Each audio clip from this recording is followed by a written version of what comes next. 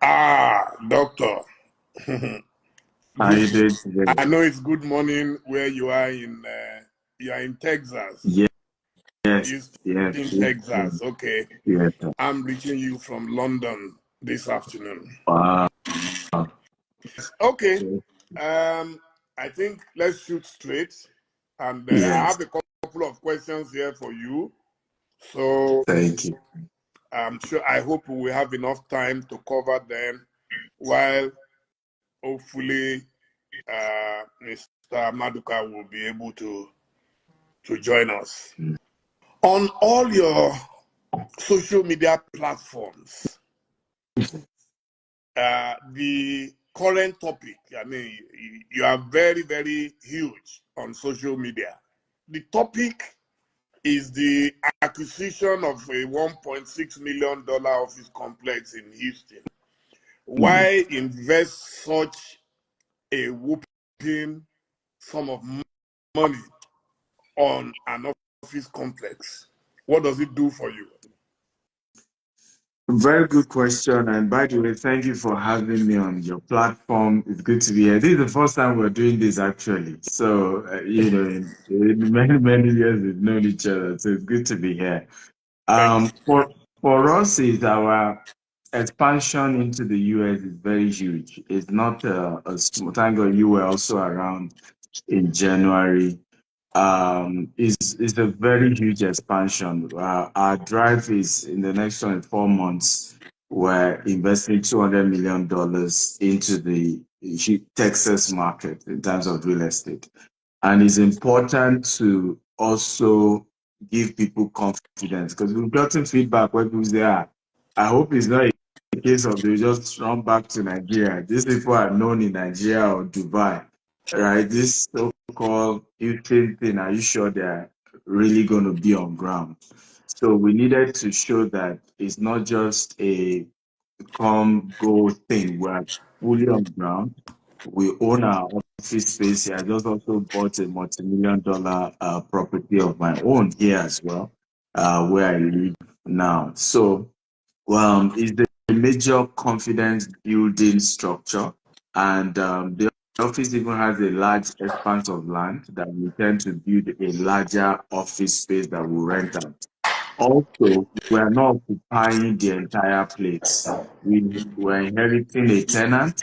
We're also turning it to a hub where there are a lot of people, for example, who are successful entrepreneurs across Africa, and just they don't need to get a big space, but particularly oil and gas. Houston is like the headquarters of oil and gas in America.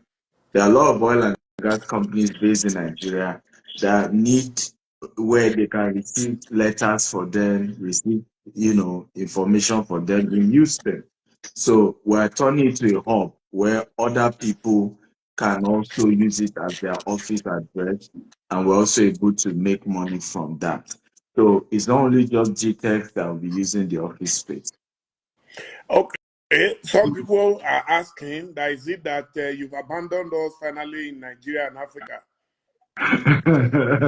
Not at all. I mean, we're still very much present in Nigeria. In fact, this new month we are launching two new estates, one in Ibejuleki, 25 acre, another in Ijebu-Ode, and that's almost 100 acres. So we're still strong in Nigeria. Nigeria is still home.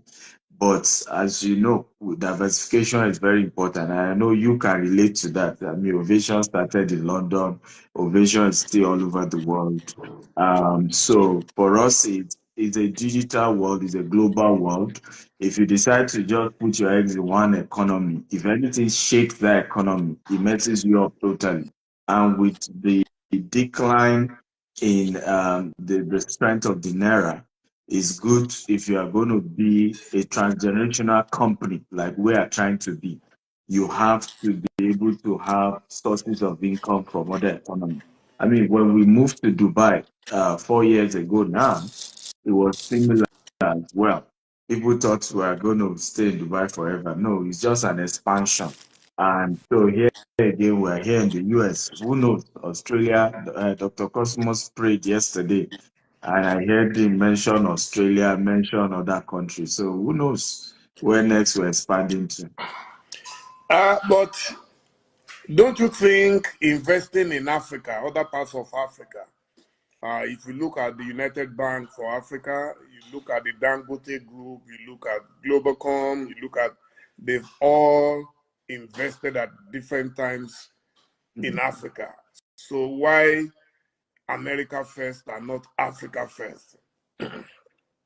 Well, a good question. First of all, I mean, I did an African tour, and we're currently considering Ghana, Zambia,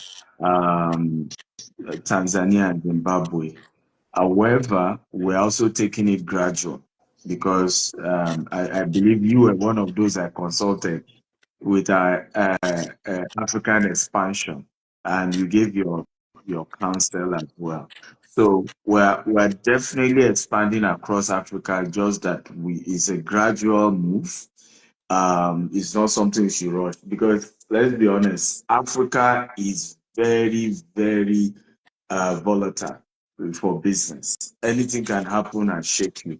So if you haven't invested in stabilizing very well in countries where the economy is more stable, the currency is more stable, you don't want to start gambling too much across Africa because the risks are real and the risks are there. So for us, is let's solidify our base internationally. Dubai is doing well. Now US is doing very well. Our growth is unprecedented. We did virtually 4 hours talk with Dr. Cosmos. 99-acre bookshare. We've since had acquired more assets than when you came in January. So we need to consolidate. After that, we can enter markets that also still risky. Now, how is this new office and land acquisition going to impact the people who have already invested in your business in Nigeria? Beautiful question. So I say this often that I strongly believe this move is actually ultimately in the interest of Nigeria. And what do I mean? Right now, and thank God you relate with a lot of real estate developers in Nigeria. And you know that our biggest problem is liquidity. We are trying to do this construction project. We plan, for example, maybe 1 billion naira, we finish it. Before you say Jack Robinson, you need to be looking for 2.5 billion. Now, the banks are not helping in any way. Also, your investors, if you tell them, this 4-bedroom that I told you should pay 100 million, if you come back and meet them and say, well, price of cement has gone up, price of iron has gone up, it will now cost us 200 million. They will say you are 400, right? It becomes an EFCC case. Okay. So we then realized that we needed to consolidate in economies where there is access to liquidity. Every of our expansion now, we're only putting in 30%. We have institutional investors giving us the remaining 70%. So we believe that in the next 5 years to 10 years, we'll have multi-billion dollars worth of assets here in the US. We can now take loan against that and bring it to Nigeria and then start heavy expansion with all the lands we've acquired. As of today, GTES has acquired over 10,000 acres of land across different states in Nigeria. Now, to develop it the way we want to, because some want to put golf course, we want to put polo, the kind of money we need to do that, unfortunately, we don't yet have it. But it's something we can easily build confidence internationally and then be able to convince our international partners who are currently funding a lot of our deals now, and then convince them to say, partner with our expansion in Nigeria because they know we have assets here they can hold on to if anything goes wrong, right? They will be more confident to then partner with us as we expand what we are doing in Nigeria. So this ultimately will put us in a very strong position the next 5 years from now to expand aggressively across Africa. And that's the move actually. Now, doctor, how risky is your kind of business? I have a mortal fear for land grabbing. Mortal, I am paranoid. It's one of the reasons why in Lagos I've never bothered. I live in a flat. And, I look at your business and sometimes I wonder how you are able to cope, because it is the kind of thing that anything can go wrong. Omonile will come, Baba Onile will come. They can sell one land to 6 different people. So how have you been able to navigate your way through this labyrinth? Very, very good question, sir. Very good question. It's been a tough one. I'm not even going to say it was an easy journey. It's been a tough one. But I will say that we have leveraged on wisdom of elders. I always say that when you combine the strength of the youth with the wisdom of elders, miracles happen. Like our land business now, the advisory board is chaired by the former IG of police, Dr. Michael Piro, right? He literally sits on, in fact, from land we are buying, he calls the sellers even before we pay money. And his support has helped. People like Femi Falana SAN has also been very helpful to our business because he is the most senior of all the lawyers we work with. So we've leveraged on, partnering with people who are really ahead, who have, also risked their name, their reputation to help us in acquisition. And I won't say we still haven't had 1 or 2 issues, but it has reduced the challenges compared to others. But I agree with you. It's still a very tough business. It's not one of those easy business to do. But again, we're making do to the best of our abilities, and we thank God for those reputable people who have been helping. Wow. Okay. The other thing I would like you to speak about is this idea of Global Wealth Festival. I think I participated in one in London, maybe last year. I think it was last year. Yes. And then, okay, the one I joined you also in Houston. Yes. I also joined you You in also Houston. did the one in Nigeria, Civic Center. That's true. Yes, Civic Center, I remember. That's the one Maburo also spoke, Japheth Omojua. Yes, Omojua. Yes, I remember. I remember. Okay, so could you please tell us comprehensively what to expect of the Global Wealth Festival? Thank you so much. So the Global Wealth Festival is an awakening event to encourage people of color to take the subject of wealth very seriously. And we have taken it big time diaspora, because we also realize that a lot of our people in diaspora are not thinking about wealth, business, investment. Many of us, we carry the mindset of, I want to be a professional. When Indians come to America or UK or Canada, they are thinking of owning a business, coming together, owning a business. When Pakistani come, that's the mindset. When Chinese man come, that's the mindset. When a Nigerian come, is how to be a doctor, a lawyer. And there's nothing wrong with that. There's nothing wrong with that. Absolutely. We are literally the largest doctors now in America, and we've contributed to that. But we need to face the reality that America is a capitalist society. In other words, it favors entrepreneurs and investors. The system wants you to come and dare big things. That's how the system works. So, for example, Chase Bank, and all of the banks here are always writing me, they want to give us money for our real estate investment. But however, the same banks are not going to give you money to buy their own shares, Mm. right? They are not going to give you money to buy their own shares, but they are willing to give you money to invest in real estate, to invest in assets. So, what we are trying to use this conference to do is to awaken the mindset of our people to say entrepreneurship is golden, investment is golden, and we're bringing people who have done it to come and share their story. How have they been able to build their empire? What did they do? What are the challenges? What are the risk factors as well?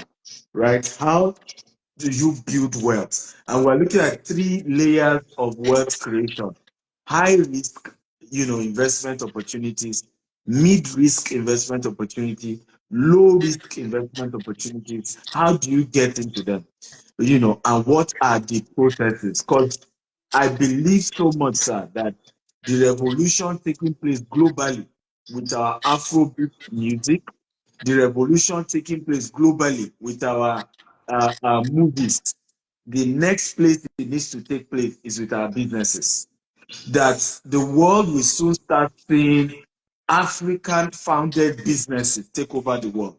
You know, uh, and we Nigerians will champion that cause. Where you see a man start a business in Nigeria, and then now he has offices in Dubai, has offices in UK, have offices in Canada, have offices in that's what we're trying to encourage and champion.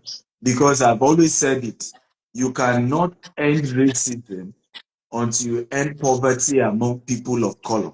Because it's always difficult for anybody to be racist to whoever pays their salary, whoever provided the job for them.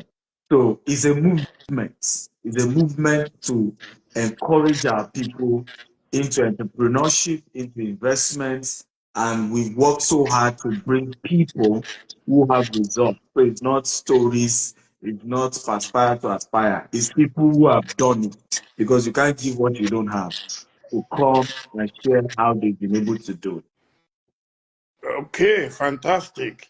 So why call it a festival and not a conference? it. I love that question.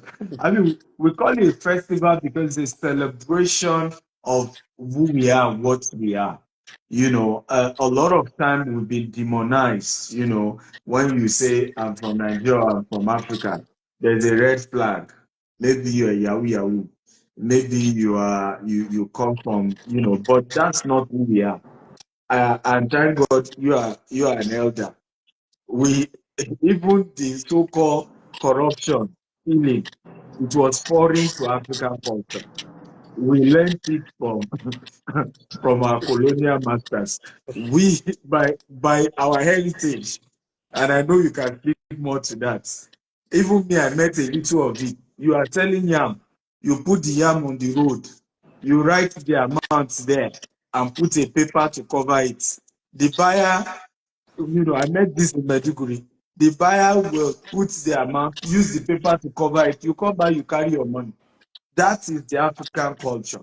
So it is a reincarnation of who we are, celebration of who we are, and encouraging ourselves into the future.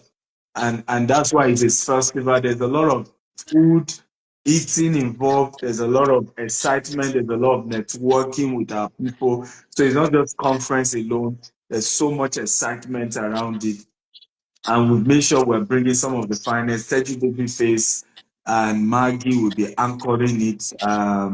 We have Dr. Cosmos will be there. We have Mr. Ravi and Manta. They're this Indian couple I just met. We've done a few business together, but their story is very inspiring, and they will be sharing their story of how they're building where they own over 12,000 acres of land in Texas alone.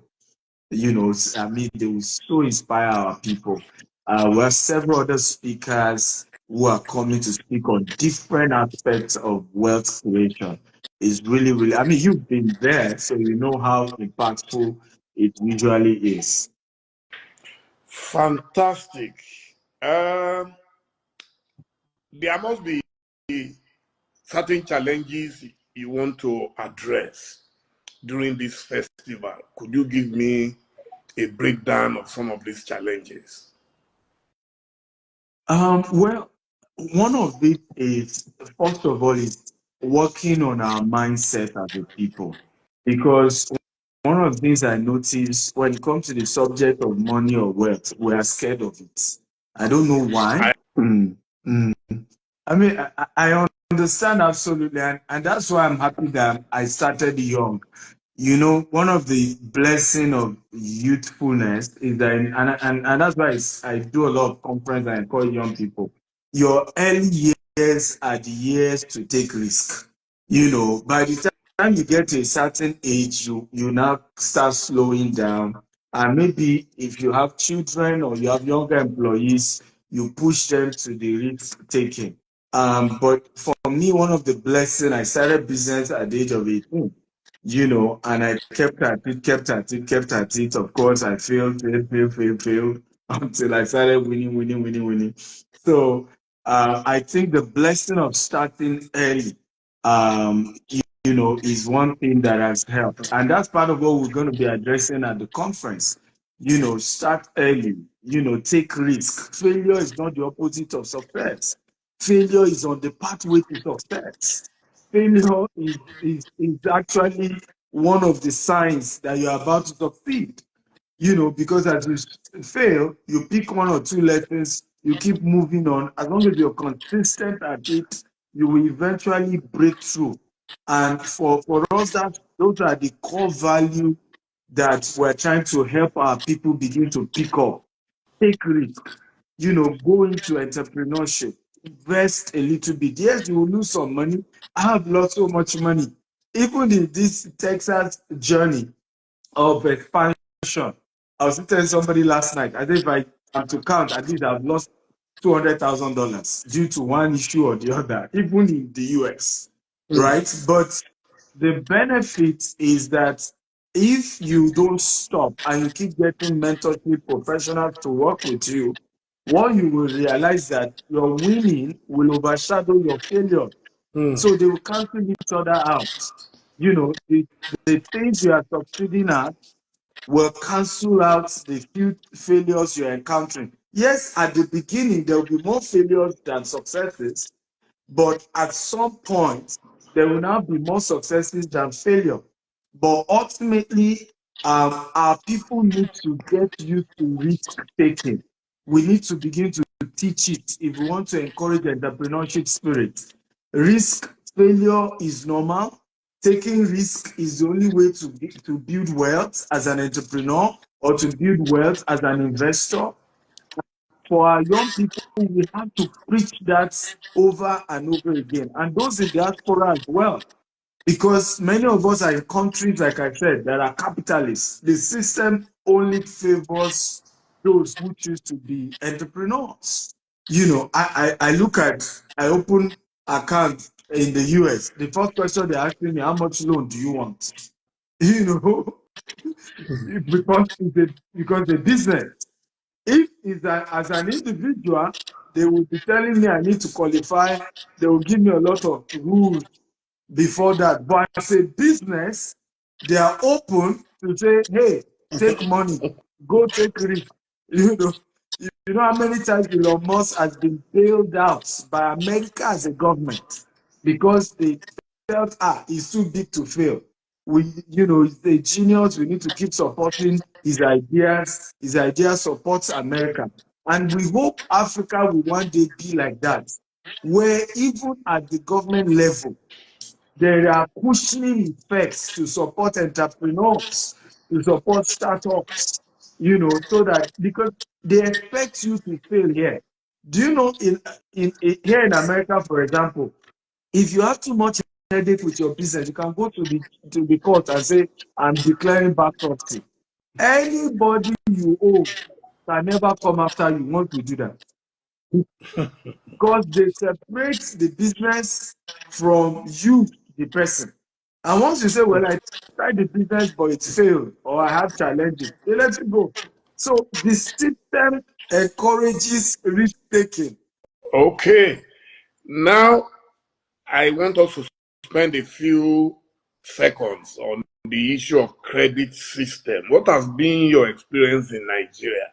Because I always tell people that if I were the president of Nigeria, I will ensure that we negotiate with the banks in a way that one, the interest rates will come down.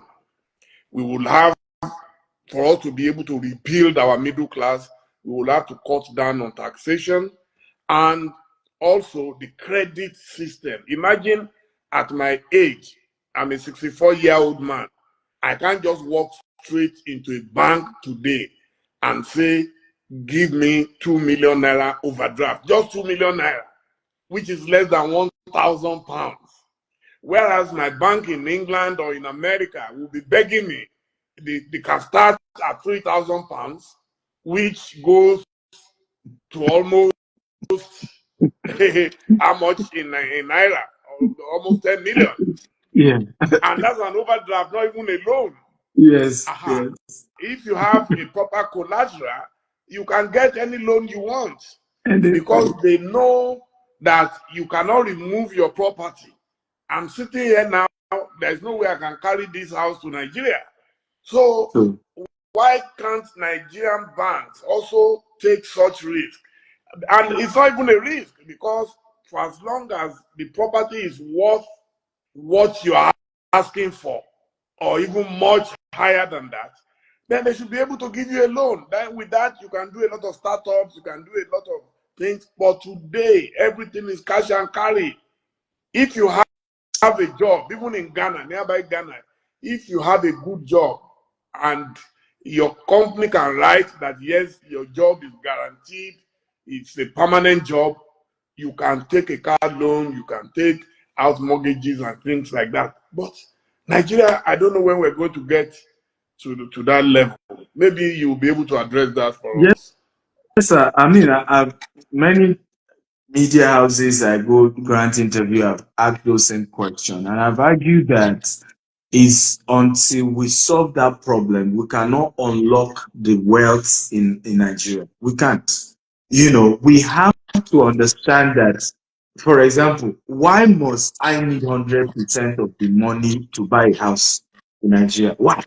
If I am a citizen of Nigeria and I can prove it by just dropping 10%, at particularly first time home buyer, if I drop 10% of that money, my bank, don't tell me mortgage bank, don't tell me mortgage bank. My bank that I do business with is supposed to be able to immediately release the 95% of the money for me to be able to buy my house. And if we can do that, CBN can guarantee this. I've said this many times. CBN can work with the commercial bank and say any of this loan that fails, right? You have the rights. If this person failed to pay their mortgage, take over the house and option it because they can't carry the house away. But we need the political will. We need the central bank to come in and be able to work with the commercial bank. Number one, once you drop 10%, you're a citizen of Nigeria, be able to pick up a house, right, to the degree of the 10% deposit that you drop. You have an NIN, we can identify you. Also, the issue of credit, and you are very right with this. Even this morning, I just got a pop-up on my bank app that one of my company is giving 1 million naira line of credit, $1 million line of credit. Now, how long have we been in America to be getting such? Right? So it helps you to be able to really, really expand and grow as long as you follow the rules. And these are the kind of things that is possible in Nigeria. The will, and I think that the problem is, and I've said it many times, when politicians take over power in Nigeria and many other African countries, they only bring in their cronies, their relatives, rather than bringing professionals to say you don't even need if you give me minister job now I cannot take, but you can say come and advise us in the area of real estate. I remember someone was asking me, do I know the Minister of Housing? With all that I do in Nigeria, I don't know him. If I see him, I don't. He has never reached out to the people, the stakeholder in the sector. But even this, I mean, you came for our conference in January. You saw how the congresswoman came. She reached out to us. We didn't go to her. She was going to say, oh, you people are doing something to add value. You know, she gave you an award in January as well. You know, Shirley Jackson. And even after the event, she was telling me, if I want government land in Texas, you know, in Houston, she's willing to facilitate that. Unfortunately, in Nigeria, politicians think that business people are their competitor. Unfortunately, that if you're a private businessman and you have too much money, you can come after them, you can challenge them. So intentionally, they want to crush you. They want you to be their puppet. They want you to be under them. And until we end this poverty politics and genuinely care about our people, genuinely begin to put system in place to unlock wealth, you know, for our people, we'll continue to struggle. I don't know if we are able to reach uh, my dear brother, Mr. Maduka. Is there any way we can reach him? Yes, I'm told that he should be here by now. So if you can search him, by the way, he's not, um, you know, social media, you know, we Savvy, have okay. a head. So Okay. he might have joined Hey, I've and may been not have checking. I sent can't see him request. online. I've been Because checking. my PA just stated that he's And about then to I join. don't know what handle he will be using because he may need to follow me before I can bring him in. Okay, I've seen Okay. him here. I've seen him now. He's Okay. here. Let me see if he's able to join us. That is my own president. Hey, the president Yeah, himself. then I've been listening to both of you. I've been requesting to join for quite Oh, I some didn't time now. know, and I was searching for you No, up and down, sir. I saw when you were screaming, and even before you asking the last question The- on bank reviews, that I've been. In fact, I oh, came in as early as 9. I've been here in the last 15 oh, minutes or so. apologies. No, it's I'm okay. sure I understand. we got engrossed in our conversation. No, But how yes, are you, yes. sir? I also enjoyed myself listening to Doc. Trying to break it down to where uh, th- everybody will get to appreciate what's going on. thank you, sir. You are the big boss, No, no, and when no, you no, speak, not really, even Dele. the The angels boss in is heaven here. listen when you We, speak. we are where you left us. We couldn't be where we are without people like you. So we remain Thank you. grateful and loyal. No, same here. You have been extremely kind to me, to my family, to the Thank you. Ovation family. You Thank are, you. Thank you, Dele. I call you one man riot squad. Thank you. Thank you. Thank you. Thank you. So Thank you, good my to see brother. you in Houston. I am speaking to you from London. Uh, Yeah. as I round up today, it's a great honor for me to feature you and your godson because he regards you as a godfather. Thank you. And I always tell people that a successful man without successors That's is right. a useless man. Absolutely. God will never make you a useless man. So That's continue right. to mentor Thank you. us, and we shall continue to drink from your fountain of Thank you. knowledge. Thank you, Thank you, sir. Dele.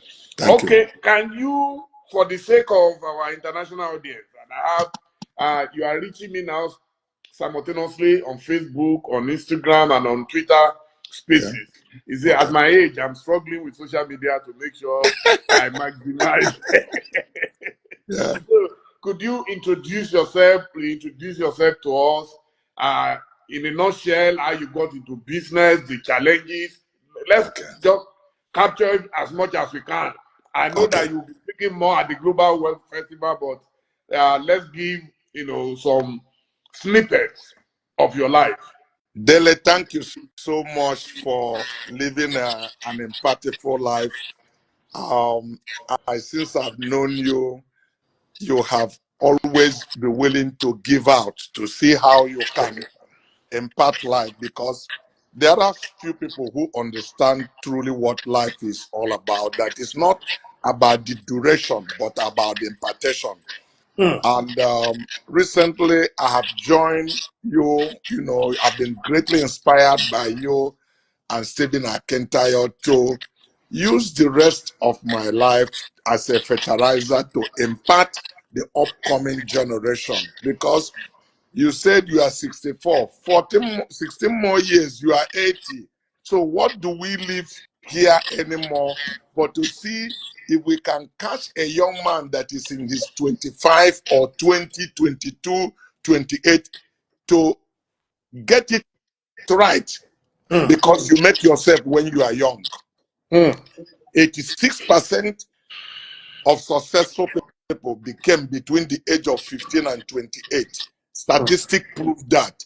So if we can get them at this young age to understand what it takes to understand the principle of life and apply it in their life, by 40, 45, they will also have been able to arrive, and the rest of their journey will be cruising. Having said that, Dele, you know my humble beginning. Lost my father at the age of 4. Life threw everything at me to accept failure. I keep on telling people it's not what happened to you that matter, but what happens in you. Because everything you require to be successful is not outside of you, but in you. When God finished making a man, he said he was very good. The future of any seed is not ahead of him. The future of every seed is inside the seed. But you need a ground that is fertile, where you put that seed to germinate, then it will reproduce itself. So many times we meet challenges and problems in our life, but they are only an incubator to get what is in us out if we can respond appropriately.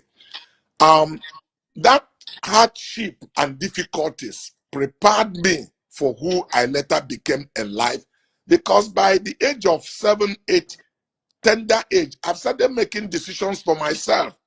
And like everything in life, if you drive a bicycle, you fall, you get up and drive it again. You only learn by practice, making you perfect. It's not about applying, but about application. It's not about application, but practicing lifestyle constantly. So I listened to some of the things Dr. Stephen has said, and I was reading somebody saying, oh, we are dishonest in Nigeria. No, it's not about our dishonesty. It's about having a system that works. Because if the government can sanitize the judiciary system, but they are not interested for the judiciary system to be, sanitized because they use it. It is in their own interest that it's not what is supposed to be elsewhere. Dele, you live in UK, travel any other place in the world. When you take a property and you don't pay your mortgage, they can foreclose you any day, and you don't need to go to court. They don't need to go and get injunction to keep the landlord not to inject you. You are on the street the following day, no matter whatever you think it is. So it makes people become responsible, willing to take decision, living within their means. If the system are not functioning here, you will see the same animalistic tendency that is in some Nigerians operate also here. People here are playing by the rule because they know the law is strong. There is an enforcement, and you cannot say you have connection and it makes you get away from disobeying the rule. So it makes life seamlessly and easy for everybody. The banks in Nigeria have to go extra mile, make you to get your grandfather, your great-grandmother, your children in your womb to collateralize everything, because they know by the rule of Nigeria you can easily escape them, and they are left on themselves alone, and they will be penalized even for giving you money by the central bank. So it's a chain of reaction. If we can fix the judiciary system and really be willing to play by the rules, starting from the leader. Fish only spoil from the head. So if you are willing to do that, the whole country will be fixed overnight, and then we will unlock the things we are saying. Yeah, now, some few things that we have seen happen. The young people have just thrown towel, which I still encourage them. Please don't throw towel, because an average young Nigeria today, only thing that is in his mind is, how can I get visa and travel out? They have lost total faith and confidence in the country and the system where they belong. But I also let people know that changing location does not make you wealth. Okay, it's not about where you are. If you can succeed in Nigeria, Stephen has operated in Nigeria and coming to United States. The experiences he had in Nigeria is a big university that there's no reason why he should not succeed here. I started in Nigeria. I'm doing business in Ghana. I'm doing business in Ivory Coast. I'm doing business in Gabon. I'm doing business in Liberia. I'm doing business in Zimbabwe. I have an operating office in Japan, functioning. I earn salary in Japan today, but I started in Nigeria. Nigeria is a university of anything. If you can succeed in Nigeria, there's nowhere you cannot succeed. So I tell them, don't deprive yourself of this university. Go through it. God help you. You cannot be able to totally unlock wealth to certain level because it's a function of the system. But the experience you have gathered there can take you to any other place where you want to be in the world. So I have a humble beginning. Most of the people listening to me through your channel today have a better opportunity to be successful than myself.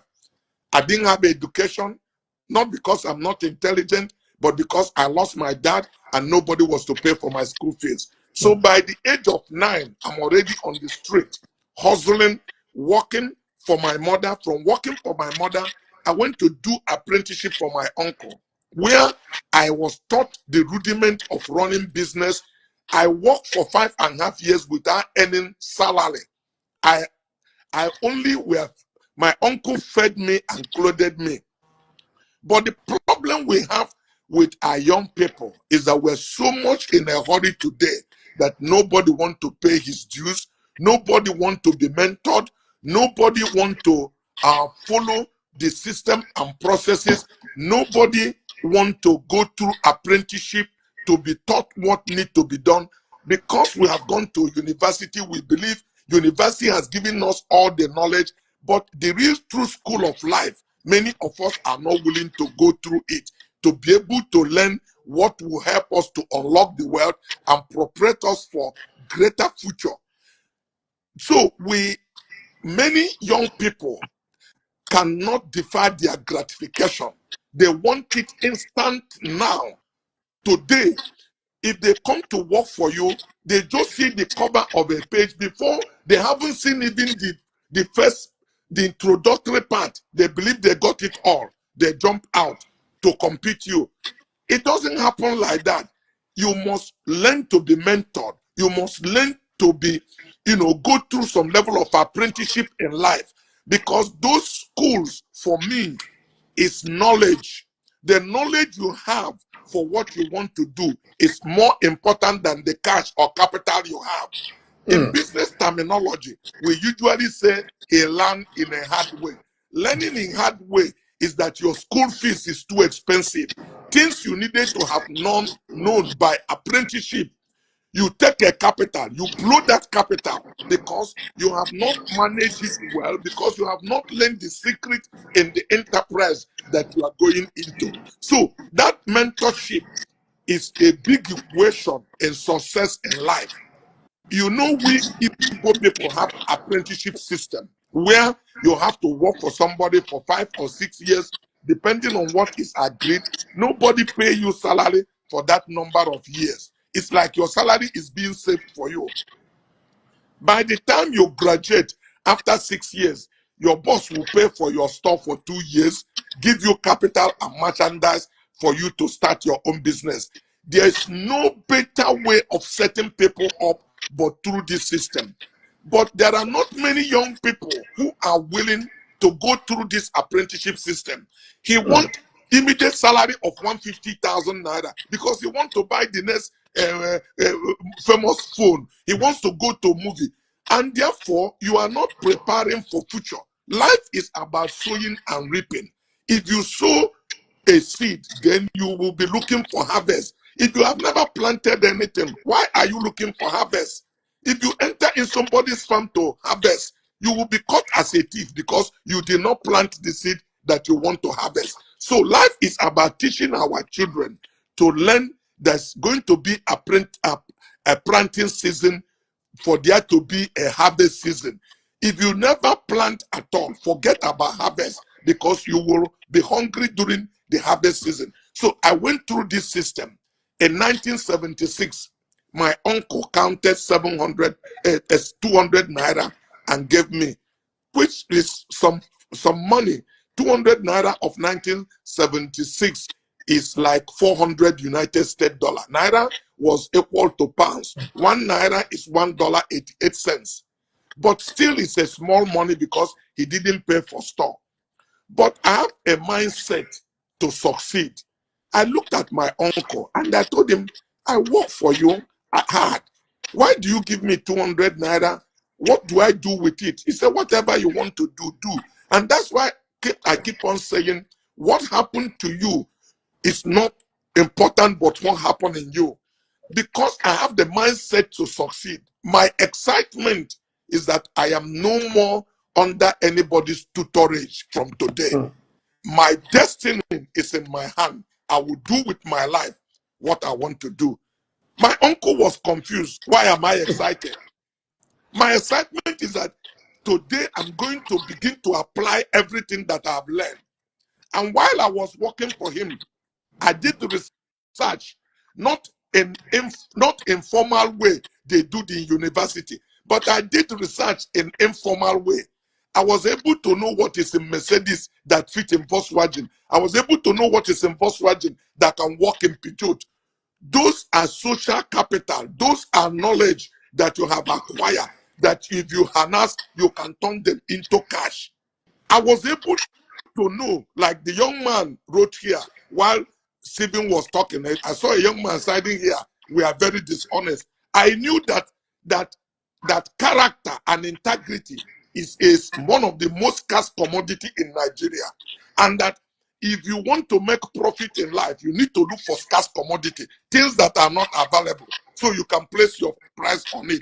So I knew if I'm also going to survive, that this scarce commodity that is not available in Nigeria will help to transport me to where I want to be. So one of my watchwords is integrity, to always over-deliver and under-promise. If you give me appointment, I know I will meet you by 1.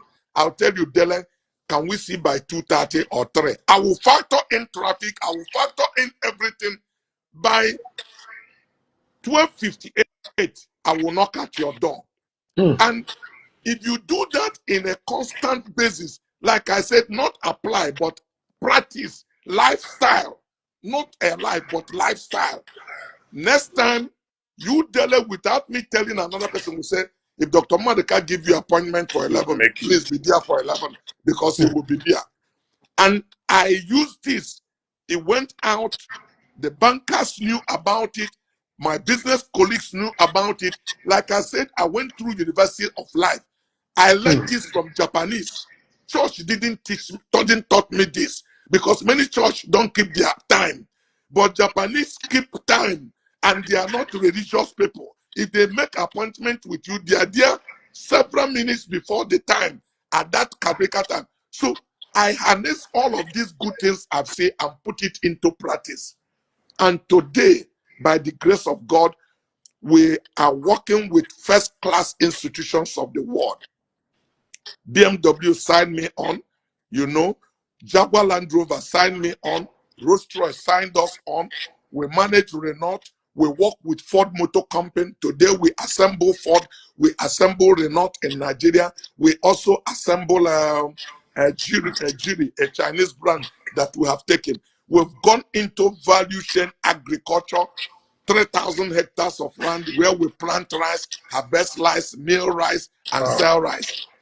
Today, Koshadis have a technology company called Koshadis Technology, where we also have academy, and we have, different businesses, Koshadis Medical, Swiss, Swiss Biostad, different kind of businesses that we have been able to create today. And that's the humble beginning I have, and that is the success that we've been able to achieve. So my good friend Steven had called me to be here. I'm live here in Houston to share this little information and secret how to unlock wealth. Because life is about finding a secret, knowing that life is controlled by law. Both of us are sitting down today, wherever we are, because we are under the atmosphere of gravity. If we go beyond the sound barrier, we will be floating. So if we understand the law that operates in this atmosphere, we will get a result. But when we are here having a wishful thinking and refuse to play by the rule, very many of us will never get to where we want to be in life. And that's my humble beginning, and that's my story, Dele. Thank you, sir. Before I let you go, because I don't want you to have the conference or the festival on my account today. There'll be nothing left tomorrow. So, but I want to ask you one thing.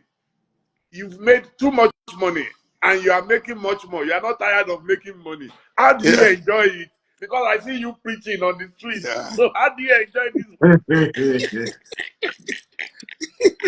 Dele, that preaching on the street is part of the enjoyment, because I am trying to tell young people, this is the key. This is what gave me the discipline to get to where I am. If you follow this route, if you are willing to pay the price. But the truth is that many of us don't like this word, paying the price.